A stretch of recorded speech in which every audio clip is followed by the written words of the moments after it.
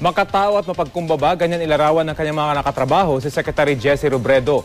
Sa isang misang inalay para sa kanya kanina sa tanggapan ng DILG, aminado ang lahat na mamimiss nila ang kalihim. Pero tuloy ang trabaho at katunayan, dumaan na kanina itinalagang OIC ni Executive Secretary Paquito Ochoa. May ulat on the spot si Sherry Ann Torres. Che?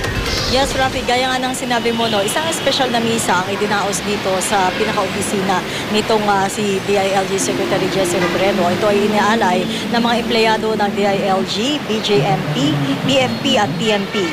Sa homily ni Bureau of Jail Management and Penology Chaplain Superintendent Tony Herente, binigyan diin niya ang pagiging makatao ni Robredo. Palaging nagmamadali sa kagustuhang maharap lahat ng gustong kumausap sa kanya. Pumipila sa elevator kahit mahaba ang pila at iba pa niyang kabutihang ipinakita sa kapwa. Sa 10th floor, pinagbawalan ng media, Rafi, na mapasok ang tanggapan ni Robredo. Pero natsyempohan namin sa Executive Secretary Paquito Ochoa na bumisita sa opisina ni Robredo.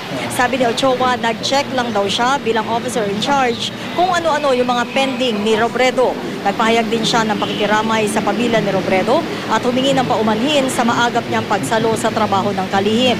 Kailangan daw kasing masigurong maayos pa rin ang operasyon ng DILG. Sabi naman ni DILG Undersecretary Ostir Panadero, mamimiss niya si Robredo at ang style of leadership nito. Samantala kanina, Rafi, naluluharing ipinakita sa media nitong si Attorney Ruben Platon, ang Pangulo ng Philippine Public Safety College, ang boarding pass sa Cebu Pacific ni na Robredo at aide niyang si Abrasado para sa 5:05 p.m. flight noong Sabado. Sinecure raw nila ito matapos makatanggap ng text message mula kay Abrasado na kailangan nilang mag-emergency landing. Ang huling text ni Abrasado at 4:20 p.m., inakala raw nila na nakapag-emergency landing na si na Robredo sa Masbate. Pero pagdating na Maynila at nalaman nilang mali ang intindi nila, hindi sila makababa ng eroplano sa sobrang shock. Ipinakita rin ni Platon sa media ang mga huling kuha ni Robredo nang pangunahan niya ang groundbreaking ceremony sa Philippine Public Safety College Training Center sa Consolacion, Cebu. Ang naturang training center na matatapos daw in 6 to 7 months, Rafi, ay papangalanan nila bilang Secretary Jesse Robredo Training Center. Samantala, narito yung ilan sa bahagi ng mga sinabi sa atin kanina na Executive Secretary Paquito Ochoa.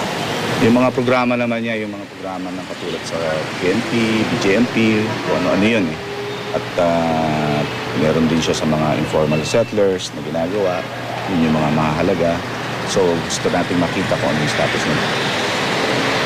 Rafi, sa mga susunod daw na araw, sabi nitong sa Executive Secretary Paquito Ochoa, asahan na raw na magiging regular fixture of FACEA dito sa loob mismo ng DILG bilang officer in charge. Sa ngayon daw, wala pa silang listahan o kaya ay pangalan ng mga posibleng papalit dito kay Secretary Robredo. Rafi?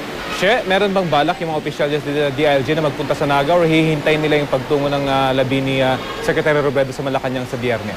Oo, Rafi, kanina nag-check tayo doon sa Office of the Secretary mismo, Napagalaman natin mula doon sa ilang staff nitong si Secretary Robredo na yung lahat ng staff niya ay lumipad na kanina papunta sa Naga City.